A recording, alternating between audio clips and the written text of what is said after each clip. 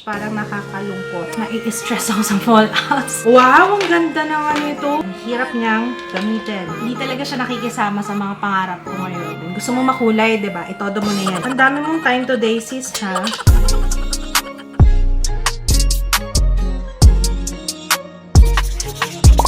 Hello everyone! Welcome back sa ating channel. Okay, ngayon pala magsasabi na ako. May disclaimer ako. Medyo aligaga ako lately. Hindi ko alam kung bakit. If ever magsabaw man ako ngayon or magkamali-mali na mga sinasabi, ako hindi ko alam kung anong nangyayari sa akin. Pero ayun, anyway, it's a good day for a makeup tutorial. Makeup tutorial! Majority ng mga products na gagamitin ko ngayon ay L'Oreal products. So, na-ready ko na yung aking kilay. Guys, kung gusto nyong malaman kung paano ko ginagawa yung kilay ko, actually, madali lang naman. Pero let me know ha, kasi nag-brow soap na ako. So, let's start with this. Na-try ko na to before, pero hindi ko alam kung reformulated to. Years ago, na-try ko na siya. Number 1 serum sold in the US. L'Oreal Paris na Revitalift 1.5% hyaluronic acid serum. 1 bottle sold every minute daw. So, hindi pa ako naglalagay ng anything on my face. And usually, guys, kapag nagbe-makeup ako, lately, hindi na makeup primer, more on skincare before makeup. Yun na yung aking paniniwala.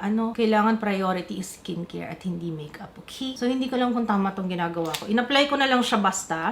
Use daily before your moisturizer. Avoid eye contours.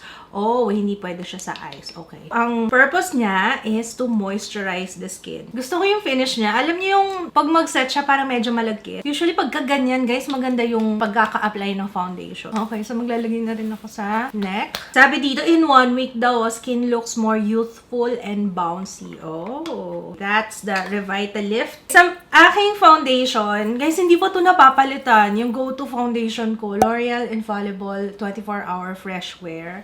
Gusto ko siya talaga, obviously.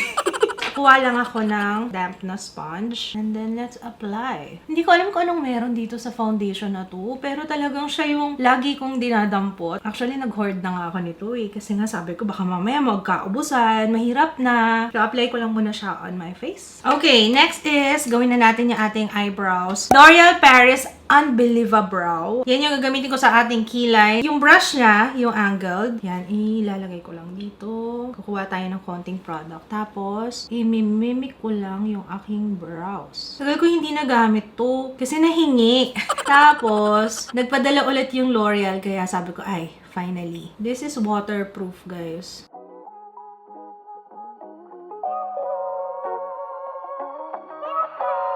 Okay, kilay is done. Gagamitin ko ngayong concealer is L'Oreal Infallible Full Wear Concealer. Okay, maglalagay ako dito. Konti lang, kasi sobrang intense nito. Ay, alam nyo ba guys? Tinatry ko yung trending na lift, yung ganyan. Alam nyo ba na hindi ba agay sa... Okay, parang namamagay yung mata ko every time na ginagawa ko to. Pero let's see ha, baka sa eye makeup lang din. So, gagawin ko siya ulit ngayon. Ganito. Here, konti. Gitna. And then here. Hopefully, okay siya sa akin. Okay, let's blend. Kasi nakaka-lift daw ng face, you know, dito. So, parang ngayon, nasasabi ko na hindi lahat ng trending bagay sa akin. May binabagayan din siya, opo. Kung familiar kayo sa Tarte Shape Tape, parang ganun siya. Pero actually, sa akin, mas gusto ko to eh. I tried yung Tarte Shape Tape, kaso parang mas drying siya, yung formula niya. Maglalagay ako dito sa noo, dito sa nose, and then dito sa baba, and then sa blemish. Pero nakikita niyo yung lift talaga sa eyes, no? Let's bake. Wala akong loose powder ng L'Oreal, so Nichido tayo today. Hi Nichido, it's been a while. Ang dami kong mga natatry ngayon. Usually, ang ginagamit ko ngayon, sunscreen, yung powder sunscreen ng Bello. Kahit na baking, walang problema. Kung bago kayo dito sa aking channel, ayan, ganyan po talaga ako mag-bake. Kulang na lang ilublob ko yung mukha ko sa pulbo. It works for me. Nalagay na rin ako sa leg, okay? Okay, habang nagbe-bake tayo, let's do our eyes. Okay. L'Oreal, very much love. Hindi ko pa ito natatry. Sige nga, mag-swatch muna tayo sa kamay ko. Ito yung first shade. Parang powdery siya. Ayoko din mag-rely, guys, sa ano. Tsaka tingnan nyo, hindi siya ganun ka-intense. Pero tingnan natin kung paano siya mag-work sa eyelids, ha? Kasi ayoko rin mag-rely sa swatches. Kasi sometimes, sa swatch, maganda. Sa eyelids, pag nilagay mo na sa eyelids, hindi. Or vice versa. So, ayoko mag-rely, okay? So, ayan. May mga nakikita ko intense na ano. So, hindi ko gonna swatch lahat, no? I-apply na lang natin sa face. Pero so far sa swatch, parang nakakalungkot.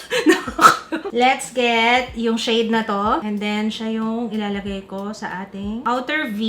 Hindi na ako naglagay ng eyeshadow primer, guys, ha? Pero naglagay ako ng concealer, okay? Outer V and hanggang dito sa crease, okay? Sana bumagay sa outfit ko. Kasi parang medyo purple na ma-pink yung gagawin natin. See, sabi ko sa inyo, kaya ayokong mag-rely dun sa swatches. Kasi pag in-apply naman siya sa eyelids, it works well, okay? So, hihilahin ko lang siya palabas. Then, kuha tayo ng pencil brush and I will get etong shade na to. Yan yung ilalagay ko sa lower lash line. Sayang no, walang names yung shades. So, kapakapa na lang, no? Ayan.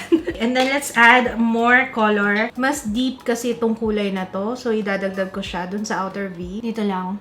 Okay. Guys, currently available yung eye essentials natin sa mga nag-aaral mag-eyeshadow. Ayan. 10-piece brushes na puro pang eyes. Since lagi tayong naka-mask, alam niyo yung labanan ngayon. Kailangan presentable yung mata nyo. Parang doon na lang eh. Ito na lang kasi may kita. Pero okay lang. Feeling ko ito yung time na matututo talaga tayo sa eyeshadow ng bonggang-bongga. Diba? Kasi less effort na sa lips, more on sa eyes. Kung ano yung nakikita. So, next, kukuha ako ng flat shader. And then, kunin natin, yan, yung shade na yan. So, ilalagay ko siya dito sa middle part hanggang sa loob.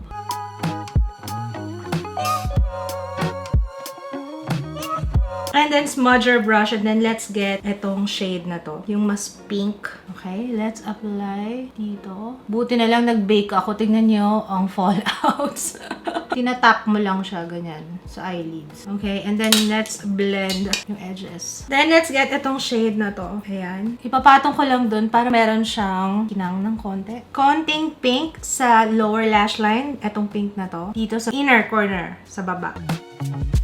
Inner corners, eto ulit. Foil nga natin. Parang hindi ako masyadong masaya. Gusto ko yung parang basa, yung inner corners. Let's foil. Beauty Mist yung gamit ko. Lux Organics. Ayan, that's better. Alam niyo parang metallic yung itsura niya. Ganyan. Ganyan ka. Intense yung gusto ko. Then, kunin natin itong shade na to, yung darkest one. Gagawin natin siyang eyeliner. And mas marami yung fallouts kesa sa nalalagay ko sa eyelids. Parang hindi siya effect pang eyeliner. Wait lang guys, blend na natin to. Kasi masusobrahan na ng bake yung aking face. Oh my gosh, ang dami niyang fallouts. Dun lang, nai-stress ako sa fallouts. Unahin muna natin yung eyeliner. This is the matte signature eyeliner. Alam niyo ba, dati ang favorite ko na eyeliner is yung L'Oreal Paris Superstar Cameroon. Wow, ang ganda naman ito. Shala-shala naman. This is black signature. Ito naman yung brown signature. We will use yung black. Pero pakita ko na sa inyo, swatch natin ha. So, ganito yung itsura niya. Ay, wow. Wow. Oh, basang-basa. Okay. Ito naman yung brown. Ayan. I say maganda siya dun sa tungkil, pero dun sa pag nag-fill in ka, medyo hirap ako. So, ginagamit ko yung nasa gitnang part. Mahaba kasi yung tip niya, pero okay siya dito kung kailangan nyo ng pointed talaga. I don't think I like this. Nahihirapan ako sa kanya, sa true lang. Medyo jahe lang siya sa akin. Kasi sasaw-saw, apply. Nawawala yung momentum eh. Ang hirap niyang gamitin. Sa totoo lang, ang ganda niya sana kasi very matte siya. Walang kintab. Maganda yung applicator, maganda yung tip. Yun lang, nahihirapan akong mag-apply. Okay, let's move on sa ginagawa natin kanina na eyeliner kasi gusto ko may pag ganun tayo. Para kakaiba naman. Mag-foil tayo. Kunin natin yung darkest na shade here. So, ang gagawin ko, kung saan matatapos yung fold na aking mata, so yun yung i-connect ko dun sa eyeliner. Okay? And ayaw makisama nitong very much love.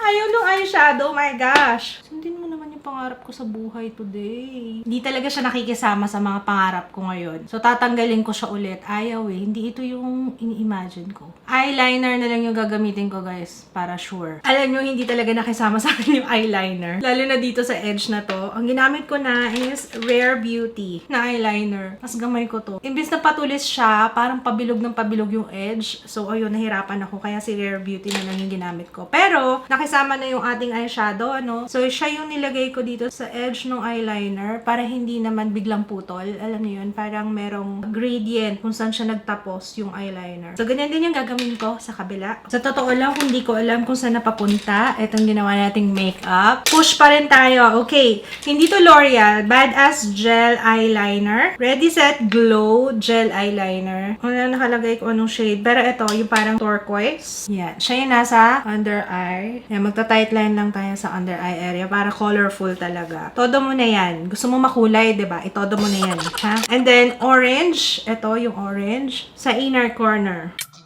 Ang dami mong time today, sis, ha? Very colorful ang makeup nyo. Okay, mascara. L'Oreal Voluminous Lash Paradise. Okay, mag-apply muna tayo ng falsies. I will use luxury lashes ng The Dupe Cosmetics. This is Paris. Then, tago natin yung base ng lashes para hindi naman siya obvious na obvious dyan.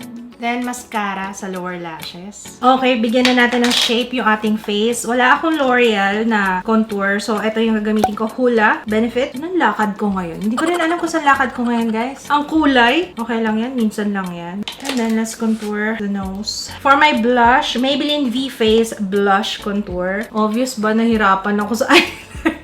Peach to, guys, ha? It's peach. At pinagsasama-sama ko siya lahat. Iniikot ko yung brush dyan. Highlighter, Maybelline Master Chrome. Metallic highlighter. Dito lang siya dito sa tip. Then, konti dito. Here. Sa baba. Taas ng cheekbone. And then, dito na rin. Sa collarbones. Dito na rin. Sa bobellia. Char. Okay, before ako mag-apply ng lipstick, para mabawasan yung yung parang sobrang bake ng aking face. Lux Organics Beauty Mist. Okay, by yours truly.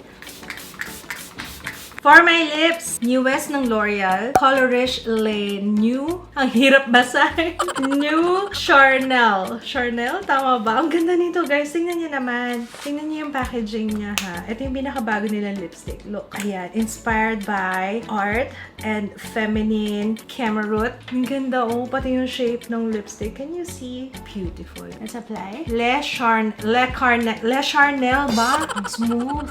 Sobrang smooth nito. Parang high-end lipstick yung ina-apply ko. It's been a while. Umawara tayo.